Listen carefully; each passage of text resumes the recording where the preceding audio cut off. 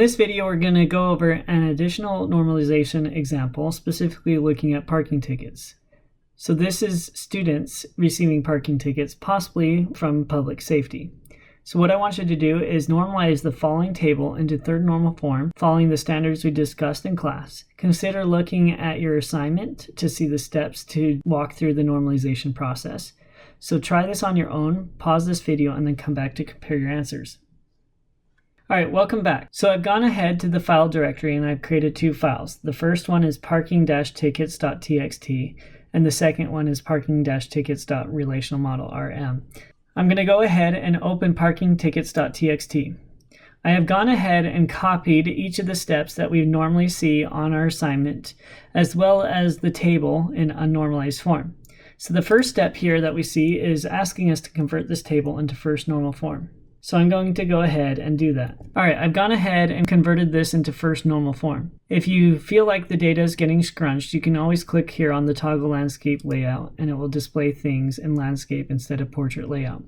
One other thing, one really quick way to add new rows is you just click on the row you're on and you can click this add row below, and that's how you can add your data that corresponds to the next row. All right, so we have now removed all the repeating groups. Every single value has its own separate cell, and we are in first normal form. So at this point, we're asked to give examples of where the anomalies could occur in this relation. Well, the insert anomaly could occur if we tried to insert a new student. We'd automatically have to assign them a ticket, which doesn't make sense.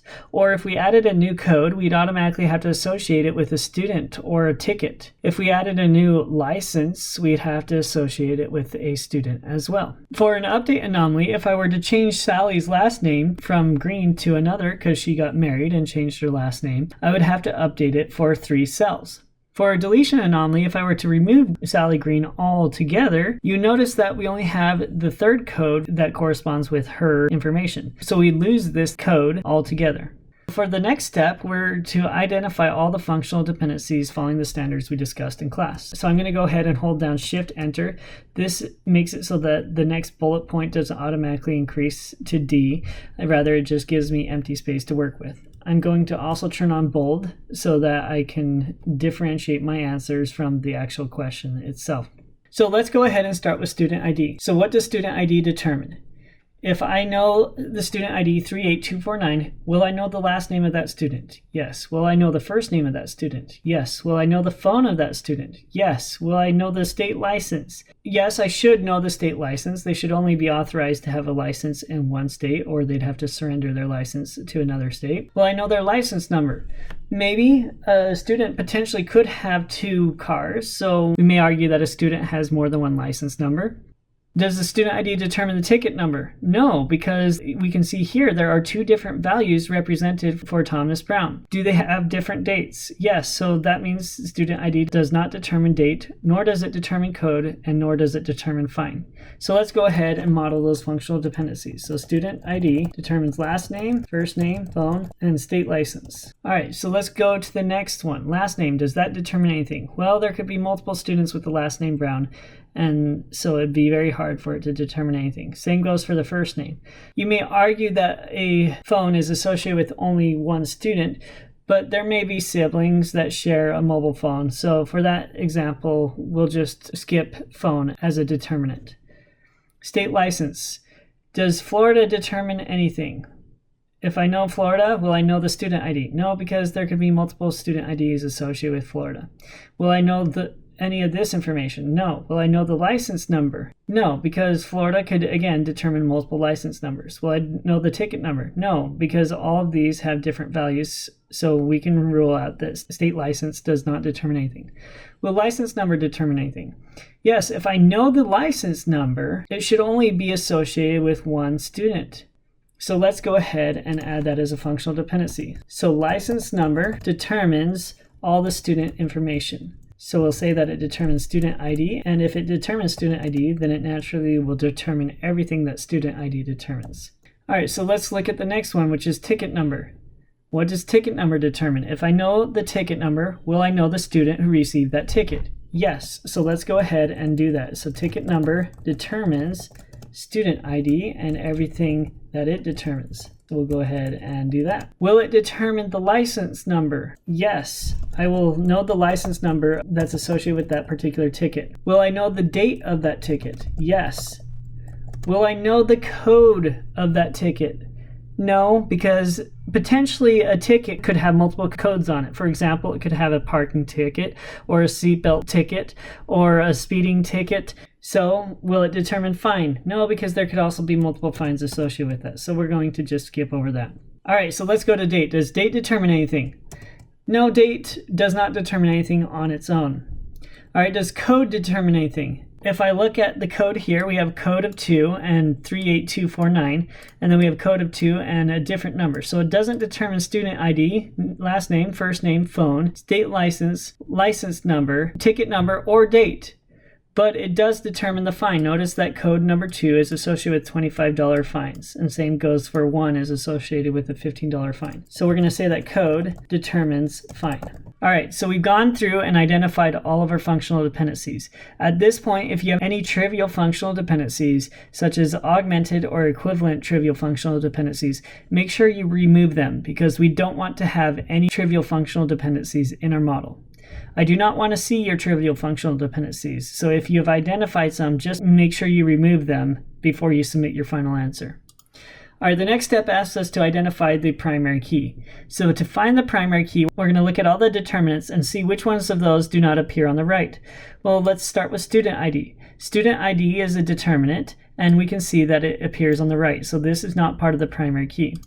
License number is a determinant, but we can also see that license number is on the right, so it is not part of the primary key.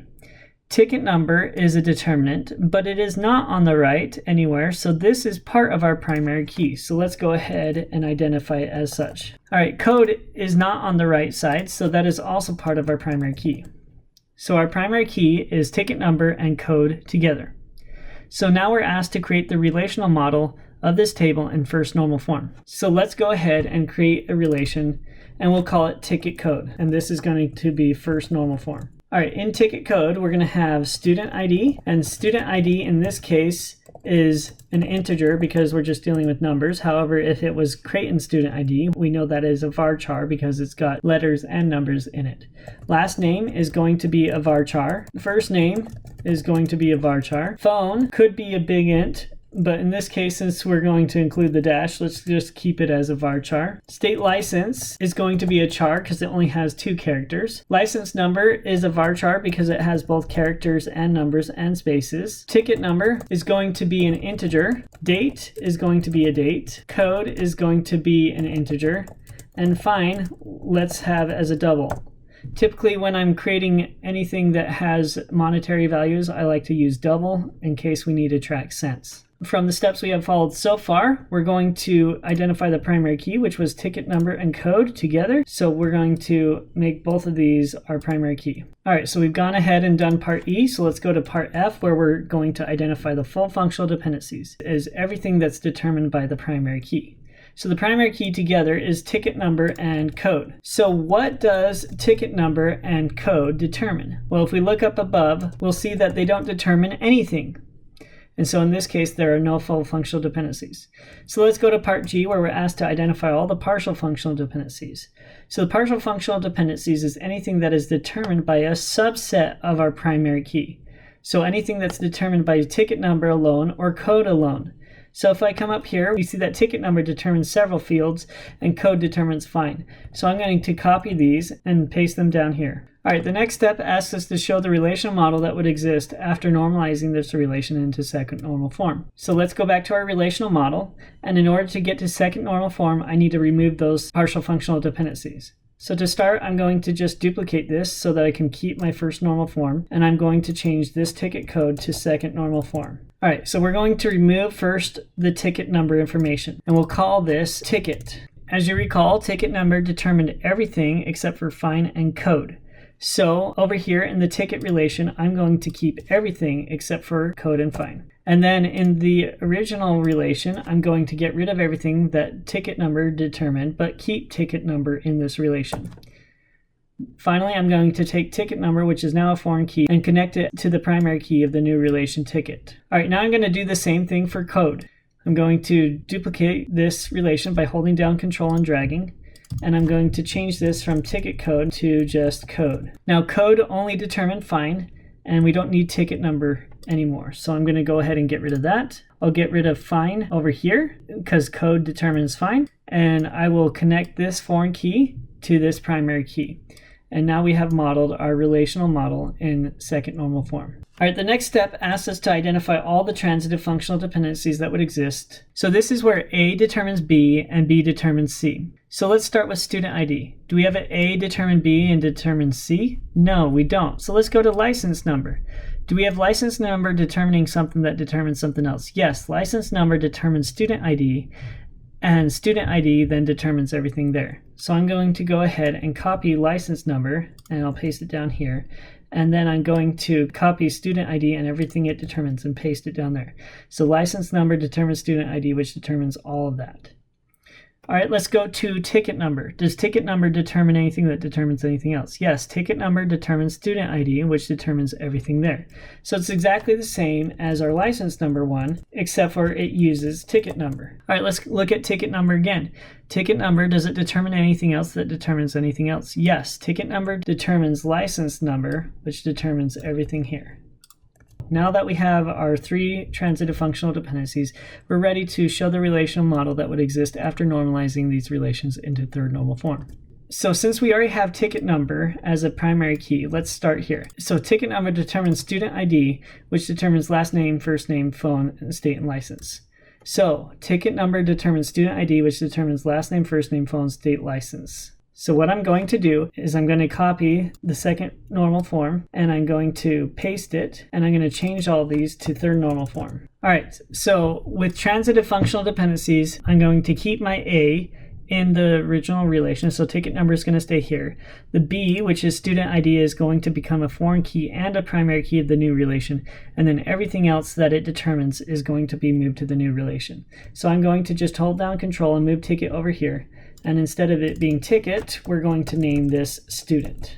And I'm going to delete ticket number. I will change student ID to the primary key. I will get rid of license number and date. And then over here, I will get rid of first name, last name, phone, and state license. And then I'm going to connect my student ID to the student ID in the new relation. So now if we look at ticket number, we can see that ticket number determines license number, and then it determines all this information. So let's go ahead and copy ticket number again. This time our A is going to be ticket number, our B is going to be the license number. So our B is going to be the foreign key and the primary key. So I'll go ahead and delete ticket number here. I will then make license number the primary key, and I will connect the license number to the license number in the new relation. We'll go ahead and call this, instead of ticket, we'll call it license. So license number determines student ID and everything that student ID determined, but it didn't determine date. So we're going to go ahead and remove that. Now, we already took student ID out, and so we're going to just connect this student ID to that student ID. That's how we address the third transitive functional dependency that we see here, where license number determines student ID, which determines all these other attributes. All right, so we have successfully converted this table into a relational model in third normal form. So part K asks us if any of these anomalies that we discussed in part B can exist. The answer is no. Because of normalization, we have eliminated the likelihood that this could occur. Now, when you're asked to list any assumptions you made, if there's anything that is outside of the standard that we've discussed as we've gone through this example, then you'll want to include those assumptions down here for consideration. And then when you're done, you can go ahead and click this export to PDF. And as you can see, it has successfully converted this into a PDF. And then on the relational model side, you can just right click the back of the canvas and say export as PNG. And this window will pop up asking you to save this PNG. When you do this for your assignment, you can upload both of these files to your assignment on Blueline.